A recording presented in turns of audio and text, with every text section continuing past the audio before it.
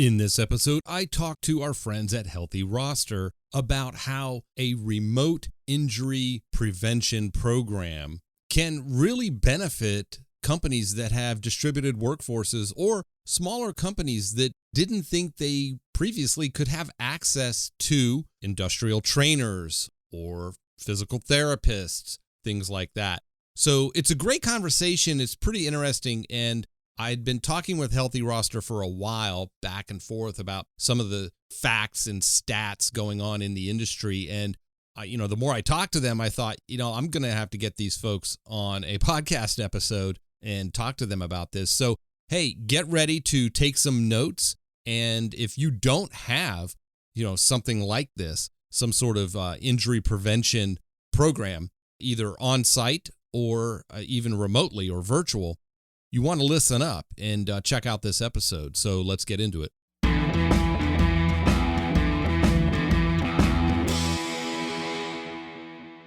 Before we get into today's topic, I want to remind everybody, if your business is reopening after any kind of closure due to COVID, or you've continued to remain open, but you're struggling with how to mark your facilities to ensure physical distancing and relay important information about safety and health as it relates to COVID, I want you to go visit our friends over at MightyLine Floor Tape. MightyLine has some great products for you to mark your floors, whether it be the stand here, the 6 feet distancing, or just floor tape to denote lanes of travel.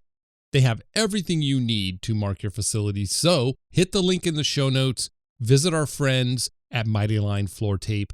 They are incredible partners in safety. I can't thank them enough for their support of the podcast. Again, MightyLine Tape for all of your floor marking needs. All right, I am here with Tatiana and Jason from Healthy Roster, and I'm going to start with Tatiana. If you can give us a little bit of background about yourself, your profession, what you do, and then we'll go to Jason before we jump into our topic today. Sure. Nice to meet you. Tatiana Chattoo. I'm a certified athletic trainer. I also have my master's in athletic training. I actually first started in the traditional setting. So I worked at a Division I university down in Virginia, and I got my feet wet there. I eventually moved on to the more, traditional physical therapy setting, where I was an athletic trainer in the physical therapy setting.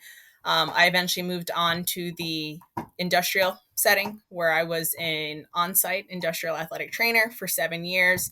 Got to see a lot, got to look at injuries, prevention, safety, recordables, and kind of now decided to transition over into the virtual world.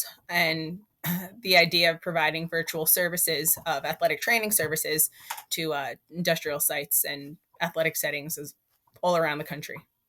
Nice. And currently with Healthy Roster. And Correct. so, and that's why we're talking today, because I connected with some of your folks online, actually, and we started talking. And I thought this was a really neat topic, especially now, given the current state of where we are with the pandemic and things like that. I think a lot of businesses and safety professionals kind of open their eyes to, wow, there are more efficient ways of managing some things not so much. But and this is one that a lot of folks probably still aren't aware of, that we're going to get into today. So I appreciate you sharing that with us. And Jason, how about you?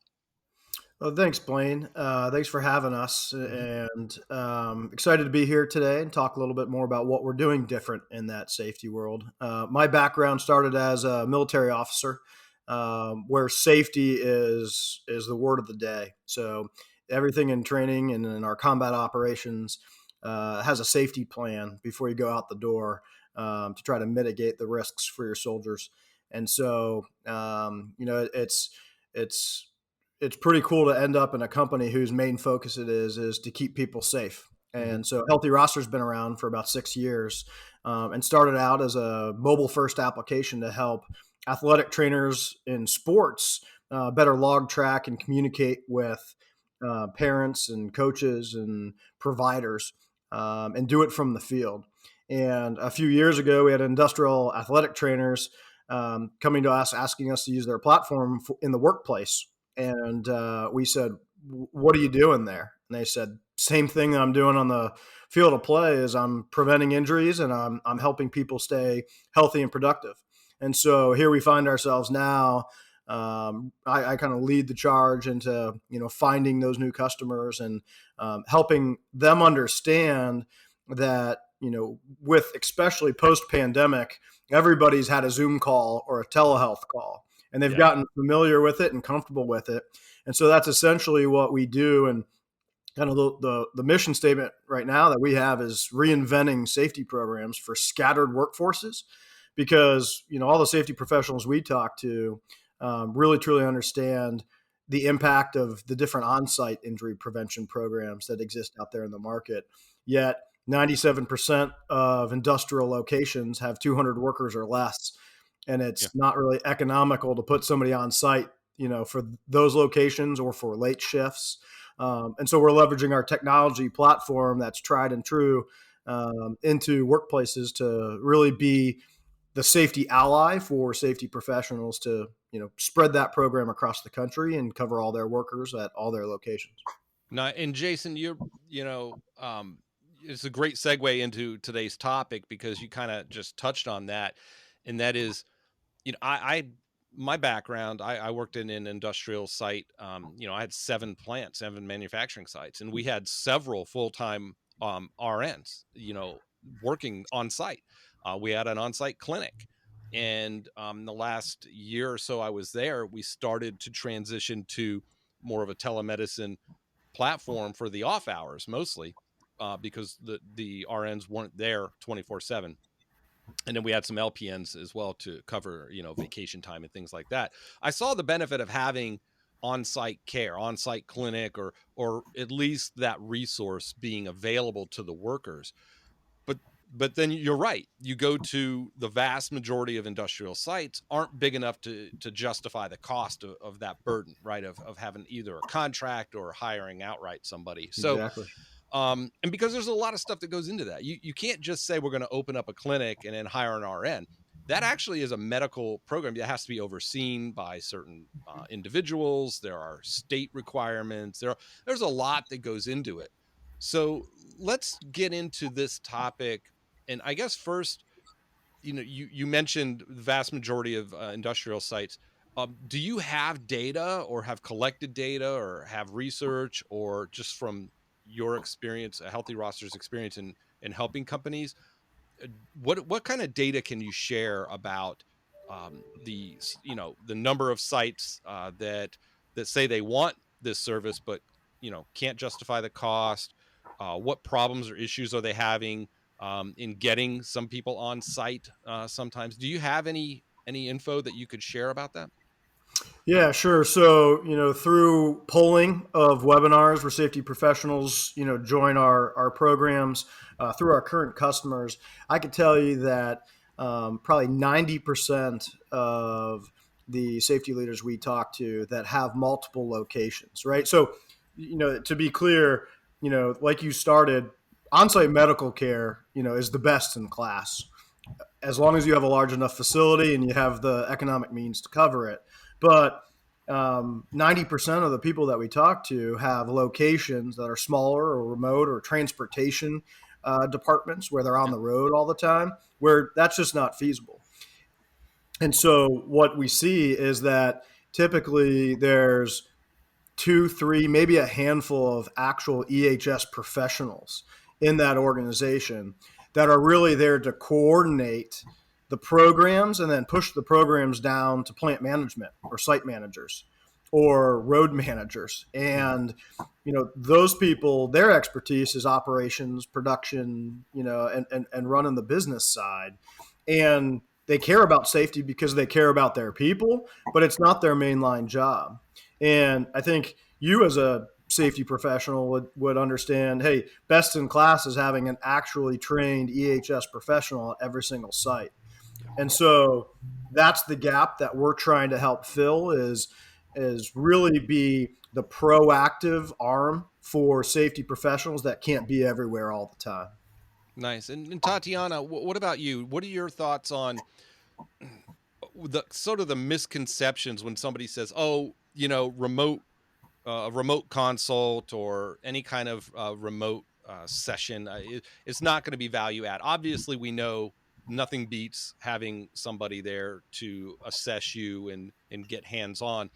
Nothing beats that. But given the limitations in budget constraints and just economies of scale, the pandemic, there's a whole host of reasons why looking at a remote option might make sense. What have you discovered, or what could you share from your expertise and background? Sure. So I think I have probably maybe the best idea because I get to compare, the virtual part and also the on-site part.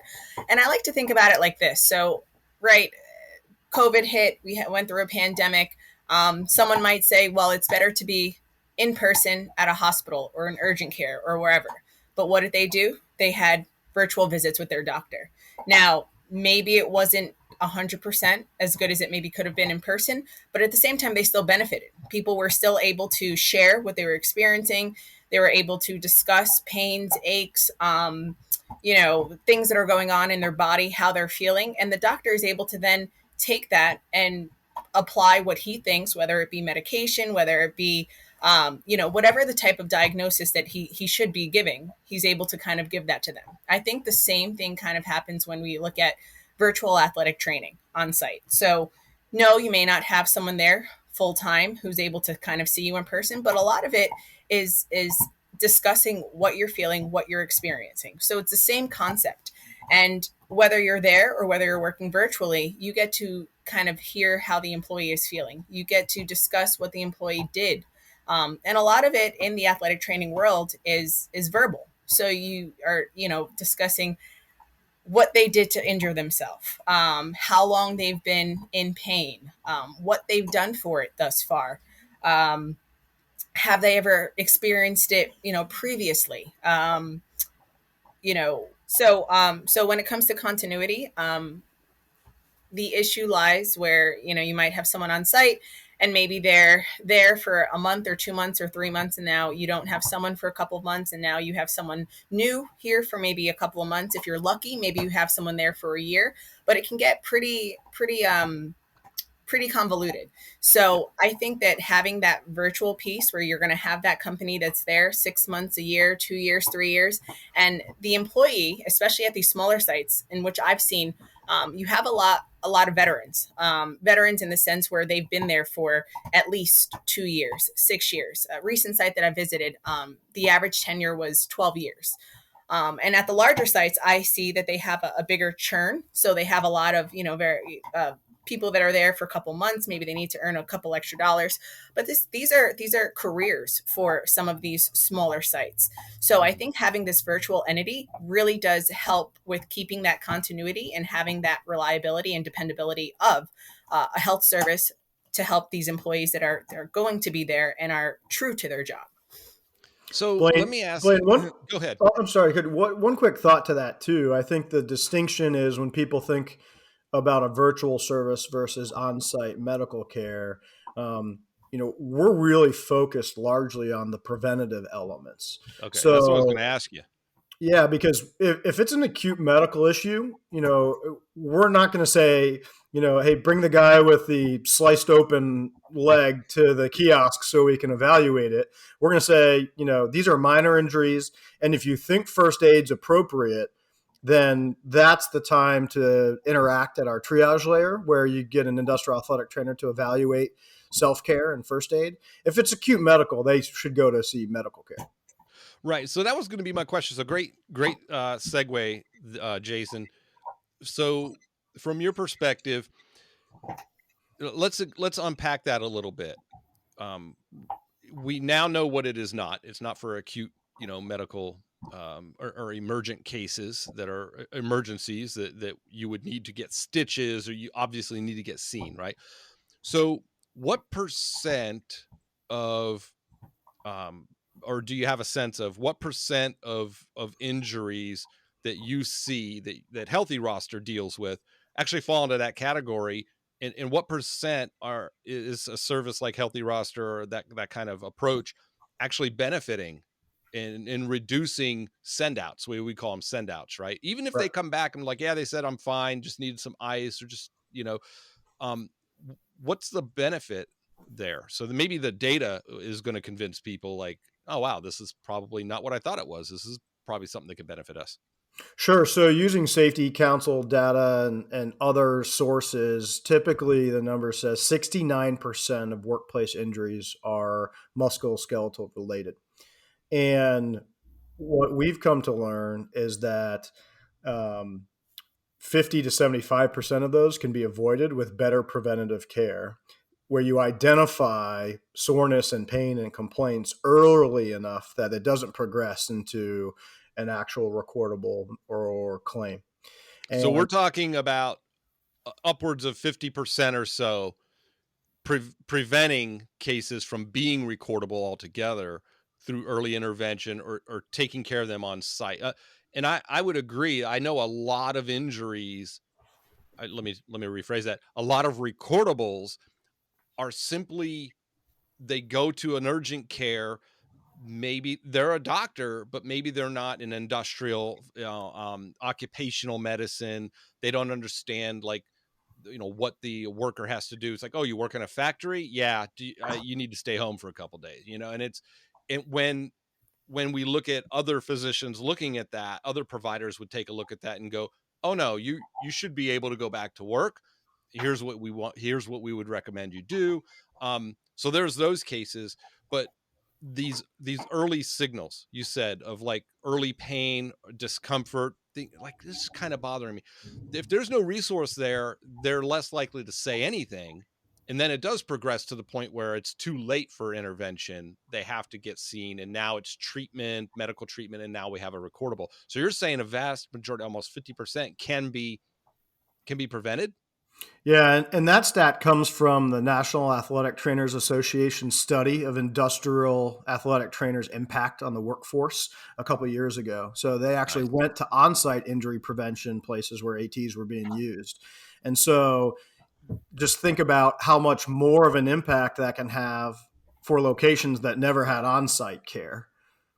And it can be Nice. pretty profound. And the impact's real too, because like you were just talking about, if you go to a medical care clinic and they do refer you to a specialist, the average days of missed work is 11. Yeah. And so the cost of that is really large because they got to find somebody or pay somebody overtime to cover you that production job. And that person is usually out because they're waiting for the appointment, because now they can't go back to work until they're Right. cleared. But the first aid might have handled it when they finally see the specialist and go, this is really a stretching soreness or a repetitive motion problem. And so that's where we are really focused, is don't let those things progress to an injury that need assessment. Let's proactively engage the workforce and say, here's how to do these movements correctly. And then we survey them often through our interactions and say, are you experiencing soreness? Let's talk. Yeah. But Excellent. about 80% of our engagements are non-occupational health soreness and pain. Only a small element come to us for actually that first aid care before they seek that medical treatment. So most people are just trying to keep themselves productive and at work and on the job. And Tatiana, that what he's talking about there, just the added benefit of, the impact on the workforce. So you were on site, so you Right. can speak to both sides. So Just with having somebody there, knowing somebody's there, can have right. a significant impact on the culture, the working culture. It does. And, I actually believe that 69% is a low on the low end, because on site, that 69%, those are the people that are actually reporting to you. So there obviously is a percentage of people that maybe they think that they can handle it on their own, or it's something that's just going to, go away with time. So, maybe, and again, I'll go out on a limb and I'll say maybe there's an additional 10% of employees that didn't actually give us the opportunity to address these issues, the soreness, the pain, the aches. Or even a tiny little cut, a tiny little cut can actually progress into, an infection or staph or something like that. So that 69%, it actually is low. And I feel like it's probably closer to 80% when it comes to, being able to actually address these people. Yeah. Nice. So another note too there is, when do you think most people recognize, when is the pain worse after a day of work? when they get home from the job, right?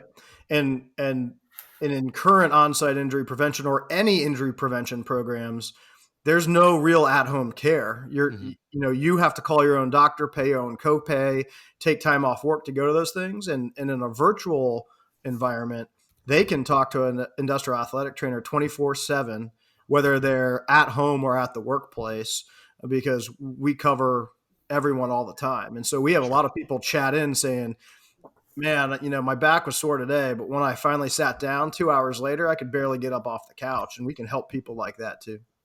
Excellent. So Tatiana, I noticed your dogs, you have 2? Gosh, yes. 2 dogs. Sorry. Are they young? Are they? Yeah, actually, if you want to. Yeah. He's 3 months today, and she's about 5 or 6 years old. We adopted her. Okay, so he just woke up and pit bull mix. Play. Yep, both of them. We did a pit bull rescue. We fostered for a local pit bull rescue here as well. There's just such just the breed of animal themselves are so like eager to please people, which makes them susceptible to abuse. But they're just they're smart. They're so easy to train, and they're just the cutest little puppies. We had them little. They would give us 2 at a time to foster. Yeah, the potty training, it's been tough. Yeah, they're tough. They like to play. So, all right. So release the hounds, I say. I don't care. If they jump around in the background, that's entertainment. So, but so we were before I got distracted with puppies, which it happens. The one thing that's I guess not a shock, but it still surprises me a little bit about safety professionals is this one. I don't think I can benefit from something like this because we don't have those types of issues, or we don't get a lot of complaints about this. And what surprises me is that most places, especially industrial settings, do experience these issues with aches, pains, and just the whole repetitive motion things. It's more to what you were both just saying, is it goes unreported, because there isn't a mechanism in place for this. There isn't a resource for them to go to get help. And because we aren't trained in this, a lot of us, we don't know where to start. So do you do work with, like, when you, either one of you can jump on this one, when you have a new client that signs up, where do you start with them? Tatiana? Go ahead, Tatiana. Sure. She's our on-site expert, so I'll let her take this one. So oftentimes we like to share with them, like, kind of what we do with our virtual services. So prevention, like Jason had previously stated, that's our initial goal. Prevention, and then of course our health initiatives. So with our health initiatives, that also obviously coincides with the prevention. So prevention, we do job site training, where we do ergonomic assessments, which we all know that's ultimately where things start when it comes to the on-site piece of people getting injured, people getting hurt, whether it be acute and or chronic. And then of course, with our health initiatives, looking at, people getting the proper amount of sleep, people getting proper nutrition, people just getting activity, looking at blood pressure, looking at diabetes, getting their blood work done. People go years without having blood work done. And then all of a sudden, here they are with numbers that are astronomical, and they wind up having a stroke while they're on site or at home. Either way, it's horrific. So we like to address things from kind of those angles. And then of course, dealing with things once they actually do happen on site. But that's actually probably more of our tertiary initiative, because those other things actually happen so much more often and so much more frequently. And I'll add to that too. I mean, the other problem that we saw for scattered workforces is lack of personal touch for those remote employees, right? Because safety leaders, there's not enough of them to go around. So they have to go visit different sites, and they're only there for a day or two. Or they bring in consultants who are there for 3 or 4 days. They do some assessments, and then they print off a stack of recommendations and hand it to management and say, here's all the things that you need to do to improve safety here. And none of those people we've ever met are looking for another project to take on, right? I mean, Yeah. they're busy environments. They work really long hours, really hard to accomplish their goals. And so we said, one of the problems is that there's no continuity in prevention programs from one vendor, one partner like us to say, we're going to understand your job environment. We're going to have a professional like Tatiana come on site, take pictures and video. But then when we leave and go virtual, we're going to process all of that. We're going to deliver ergonomic assessments. We're going to put the recommendations straight into our program, and we're going to track every single task through to completion. So safety leaders, even they don't have to be on site to say, hey, this site's 96%, task completion to deploy these ergonomic recommendations. This one's 15%. I'm going to go focus on helping the location that's only at 15% because they don't have enough people to do this. But then we take that learning and we put it into a training program, an interactive training module that we've built, where we'll then show you the right movements and the right stretches and the right behaviors to reduce risk in that job. And then we give that worker, and they're assigned those programs specific to what their job roles are. Instead of having just here are the 10 stretches that everybody does everywhere. These are the specific things that you need to know for your role. And that's Great. based So on it's personalized based on the on-site assessment, the photos, understanding the work and the way that they actually do the work. It's tailored to address those specific issues. Exactly right. And Nice. then in the interactive part of it is once they're done watching the information, they interact with an assessment so management can see, hey, did the knowledge we delivered land, right? And then they don't get a grade, but it gives them some feedback and reinforcement on the important things to remember. And Nice. then we serve up another survey that says, are you feeling sore right now? And like Tatiana was talking about, there's a lot of soreness out there that doesn't get reported because these workers just believe that that's the nature of the job and it doesn't have to be. And so then when they acknowledge that soreness, they have the opportunity to schedule some time with Tatiana or the rest of our team and say, how can you help me? And usually, I shouldn't say usually, almost all of the time, the feedback is, wow, I didn't realize a few simple pieces of advice that this athletic trainer gave me would be so profound. And Tatiana, you've probably got a million stories. My favorite story is we have a customer who had someone that worked all day on their feet, moving and lifting things, and had been dealing with back pain for a long time, just kind of the nature of the job. He had a 2-hour drive home. When he got home, he could barely get out of his car. And after working with us for 3 weeks, he said, I don't have that pain anymore. It's gone. Wow. I just can't imagine all that physical activity and then like that you're sitting for that long on the way back home, right? And that's just not, I could just see how that compounds the problem. Adding to what Jason actually had said, I think the one thing that we've also not addressed is, just an employee being happier. So, a happier employee, a healthier employee is a happier employee. So, and they're more productive. Exactly. From the employer's perspective, which I'm not sure if we've really kind of tapped into it too much. We've been at the employees level. But yeah, so the employee is happier. So ideally, their health increases, their happiness increases. Chicken or the egg, I'm not really sure. Sometimes it could be either. But now the employer has an employee who's less likely to be injured, who's currently not injured, more productive, and probably will probably last as an employee for them much longer because one, they're not injured, right? So they're not going to be out. And maybe they actually feel as though their employer cares for them. Their employer cares for them so much as so they're actually reaching out to some type of service, virtual, on-site, whatever the case is. But at some point they're saying, hey, we realize that we need to address our employees and give them the benefit of some type of health resource. So I think that's one piece that's pretty significant in the entirety. It is, and I often joke about it, but I mean, I kind of kid, but it's true, especially when I'm talking to non-safety professionals, when I'm talking to business leaders and those folks. is, your workplace safety program and risk management program, all those efforts to reduce risk and prevent injuries, illnesses, that's an employee benefits program.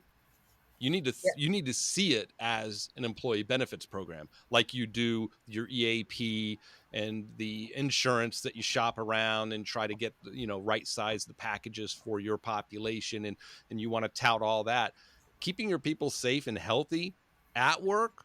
I mean, it's great you're providing all that stuff for them to tap into outside of the work, right? But at work, where they spend a lot of their time during the day, right? And a lot of our time, adult life is spent at work. That's an employee benefits program. So when they start to see it as such, like you were just saying, Tatiana, is that the employer sees a lot of these benefits that maybe they either didn't see before, or didn't realize that their safety program could achieve that kind of metric, that return on low churn, low turnover, reputation in the industry, things like that. All right. And Jason, you wanted to add to that what we were just talking about. Yeah, I think what's really interesting is when we talk to safety leaders, that's usually the first person we talk to because they know these problems intimately. They know that they're under resourced in covering every employee on every shift. When HR and the risk analysts get involved, we've talked to hundreds of companies, and I can't tell you one that hasn't said that the MSK issues might be in the top 10, but not the top 3. But when you switch it from number to cost, the MSK issues, because they're so costly and lost time and rehab and PT, they're always in the top 3 costs for an organization. And in the past, even though they've acknowledged this, and this has been a headline in safety for a while, there was not a solution to expand these programs to people that didn't have it, because the only thing you could do is put people on site either short term or long term, which is cost prohibitive for a lot of organizations. Yeah. And, I'm just thinking, let's say I'm just going to randomly pick a geographic area. Let's say North Dakota. You're at a facility that, is maybe it's fracking or something like that, but they're pretty remote. I mean, there's not a lot of stuff up there.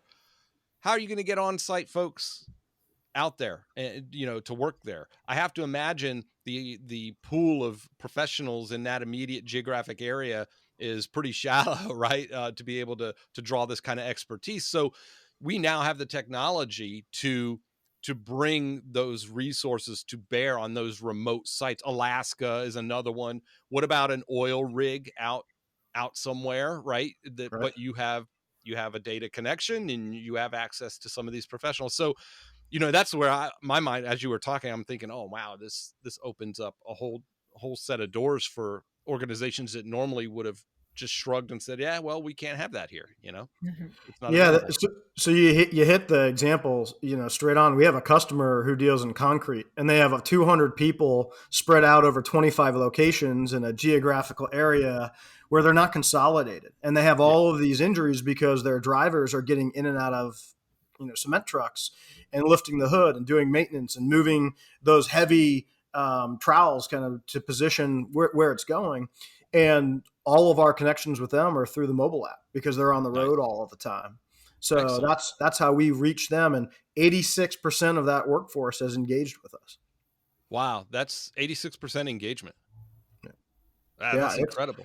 And industry is pretty rough, right? I mean, you're talking, and it's a stereotype, but I worked in construction for many years. The stereotype, I've heard foremen tell workers, hey, if your back's not sore when you go home, it's because you didn't work hard enough. Right. So 86% engagement, that's huge for that industry. And I'll tell you, it's, when you go on site and you talk about the benefits, and there's nothing more than a conversation that the employee needs to understand that's at their benefit here. They don't have to figure out how to use anything. The connection mechanism is really simple. And if you help just a few of those workers, they tell their friends and go, yep. Yeah. And that's how it spreads because, athletic trainers, could you imagine an NFL team getting rid of their athletic trainers? Oh, that's crazy. I mean, they're on the field, what, a dozen or more times in a game, in a healthy game, right? Yeah. And those athletes rely on their athletic trainers to keep them productive, healthy, and playing. Yeah. And some of these industrial jobs are way more intense because it's every day, all the time. There's no breaks. They don't have a team of physical therapists and ice baths at the end of at the work shift, right? I mean, they don't have the luxury of those things, and so that hard work really stacks up on itself. And athletic trainers, that's what they do. So let's wrap all this up. I mean, this is great information. You've shared some stats with me that I didn't even realize. So one, if if a safety pro listening to this episode or watching this interview is interested or always wanted to introduce some sort of whether it's on-site or virtual, some sort of service like this, but thought, we're too small of a site, I'll never be able to pitch this to leadership, they'll never sign off on it, where can they go to get more information about what you all do? So the first place to go is healthyroster.com. And there's a lot of information and ways to connect with us. And given we acknowledge that this is a new application, marrying modern technology with tried and true injury prevention practices. And so we offer a 90-day pilot, because an organization isn't going to say, we're going to invest in this whole new thing and not sure if it's going to work long term. And so that's how we start everyone. And we're 100% on converting from pilots to customers, because what they're asking their employees is it's too short of time to manage or measure impact from year-over-year recordables and claims impact. So they measure it by employee engagement and employee satisfaction. And we average a 4.9 out of 5 on both of those fronts, just like Tatiana said, because the workforce says, wow, my employer cares about me enough to give me this service that I can access at work or from home. And it's purely for me feeling better at work and keeping me productive and income producing. And I value that.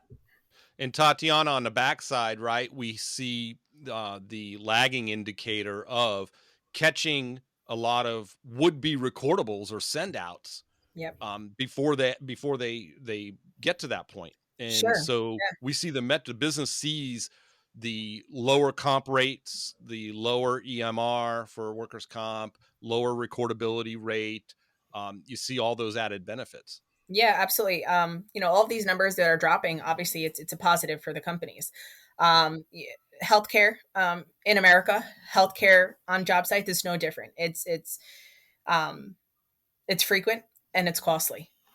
So if we can find a way, in the world and at the industrial sites to have some type of initiative to reduce that, they're absolutely taking that up. And of course, early intervention, something that I used to use when I was on site as an example of kind of what we do, because a lot of people, employees, they don't necessarily understand when to reach out to us.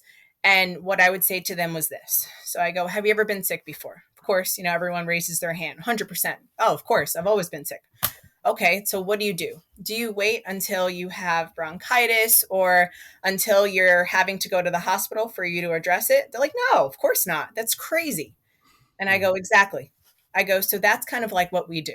So, you're sick, you start to get a sniffly nose, maybe you have a little bit of a cough. What do? Maybe you have your grandmother's remedies, maybe you have some NyQuil, maybe you decide to stay in that Saturday night and not go out and party so that you can get some extra rest. You start to take initiatives in order to address what you have going on. Good percentage of the times you start to get better. Yes, there are those infrequent times where it does progress and you actually do need to reach out to a doctor or a hospital or what have you. But oftentimes you're able to kind of mitigate, the damages. I go, that's kind of what we do. Having that early intervention, seeing us when things first start or when you first kind of get a whiff of it, so to speak, that's really where we can make the biggest impact. Nice. Blaine, one more stat to drop for you on your question to Tatiana about the first aid consults. We had a client, or we have a current customer who came to us originally because they were seeing 3 send outs a month, and most for minor injuries or things that could have been first aid.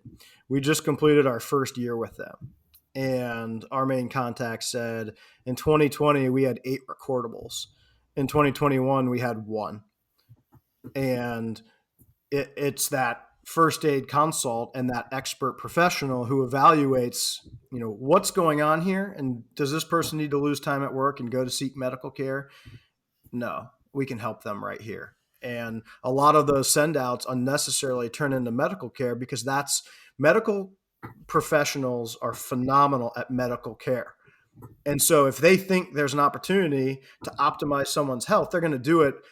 And they're not going to think about the cost to the employer because they care about the patient most, right? And so we care about treating that employer the best that we can in their benefit without having to go wait in a waiting room, drive to a hospital, miss work, wait for another appointment just to be told they're fine and they can come back to work, because we've heard that frustration too. Absolutely. Well, both of you, I can't thank you enough for joining me and talking about this important topic. I hope that any safety professional listening or watching this interview understands that there are resources within reach to be able to offer to your employees. And I would encourage you to go to healthyroster.com to learn more about that information. I'll have links to your LinkedIn profiles as well in the show notes, as well as a link to healthyroster.com. And I know we've been going back and forth via email, a bunch of us for a while now on various topics. So I'm glad we were finally able to get together and talk about this. And we'll be collaborating on some future topics as well going forward. So I'm looking forward to that. Thank you both, Jason, Tatiana, for joining me today. It's been a pleasure, Blaine. Thanks for having us. Thank you, Blaine. All right, there you have it, folks. Head on over to the Safety Pro Podcast community site. The link's in the show notes. Or just go to thesafetypropodcast.com. For this episode, you will see links in there as well. And be sure to check out Healthy Roster. I also have a link for them below. And let us know what you think. Is this something that your company could benefit from? Do you see a value in catching these types of minor issues early on before they turn into, send outs, right? Or recordables. So, that's the key, is to intervene early, all right? And get your workforce in the habit of raising a hand, speaking up when something just isn't quite right. So let me know what you think. Head over to the Safety Pro Podcast community. Drop your comments over there. We'll keep the discussion going. And if you're not yet a premium member, think about doing so. Premium members are allowed to create their own content on the community site, as well as reply and chat with me directly. So I will talk to you on the next Safety Pro Podcast.